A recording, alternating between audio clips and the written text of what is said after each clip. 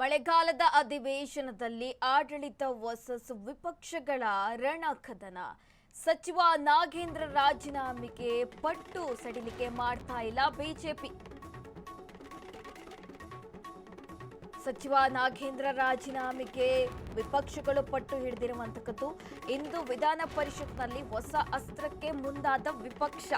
ನಾಗೇಂದ್ರ ರಾಜೀನಾಮೆಗೆ ಆಗ್ರಹಿಸುತ್ತಲೇ ಲಂಚಾಸ್ತ್ರ ಪ್ರಯೋಗಕ್ಕೆ ಅಸ್ತ್ರ ಇಲ್ಲಿ ಪ್ರಯೋಗ ಮಾಡ್ತಾ ಇರುವಂತದ್ದು. ಸದನದಲ್ಲಿ ಸರ್ಕಾರ ಕಟ್ಟಿ ಹಾಕಲು ಬಿಜೆಪಿ ನಾಯಕರಿಂದ ಮಾಸ್ಟರ್ ಪ್ಲಾನ್ ನಡೀತಾ ಇದೆ. ಪರಿಷತ್ನಲ್ಲಿ ಇಲಾಖೆವಾರು ರೇಟ್ ಕಾರ್ಡ್ ಬಿಡುಗಡೆಗೆ ನಿರ್ಧಾರ ಮಾಡಲಾಗಿದೆ.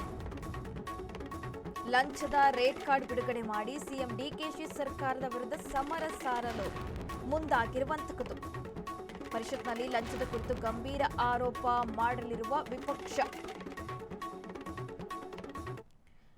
ಮಳೆಗಾಲದ ಅಧಿವೇಶನದಲ್ಲಿ ಆಡಳಿತ ವರ್ಸಸ್ ವಿಪಕ್ಷಗಳ ರಣಕದನ ನಡೀತಾ ಇರುವಂತದ್ದು. ಸಚಿವ ನಾಗೇಂದ್ರ ರಾಜೀನಾಮೆಗೆ ವಿಪಕ್ಷಗಳು ಕೂಡ ಪಟ್ಟು ಹಿಡಿದಿರುವಂತದ್ದು. ಇದೀಗ ಇವತ್ತು ವಿಧಾನ ಪರಿಷತ್ನಲ್ಲಿ ಹೊಸ ಅಸ್ತ್ರಕ್ಕೆ ಕೂಡ ಇಲ್ಲಿ ವಿಪಕ್ಷ ಮುಂದಾಗಿರುವಂತದ್ದು.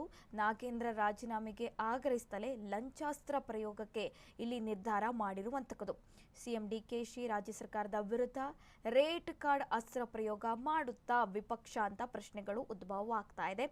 ಸದನದಲ್ಲೇ ಸರ್ಕಾರ ಕಟ್ಟಿ ಹಾಕಲು ಬಿಜೆಪಿ ನಾಯಕರು ಮಾಸ್ಟರ್ ಪ್ಲಾನ್ ಮಾಡ್ತಾ ಇರುವಂತದ್ದು.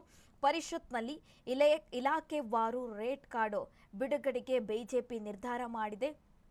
ಈ ಕಾರ್ಡ್ ಬಿಡುಗಡೆ ಮಾಡಿ ಸಿಎಂ ಡಿಕೆಶಿ ಸರ್ಕಾರದ ವಿರುದ್ಧ ಸಮರ ಸಾರಲು ವಿಪಕ್ಷಗಳು ಮುಂದಾಗಿರುವಂತದ್ದು. ನಾಗೇಂದ್ರ ರಾಜೀನಾಮೆ ಜೊತೆಗೆ ಈ ಲಂಚ ವಿಚಾರದವಾಗಿ ಪ್ರಸ್ತಾಪ ಮಾಡಲು ವಿಪಕ್ಷಗಳು ಸಿದ್ಧತೆ ನಡೆಸಿರುವಂತದ್ದು.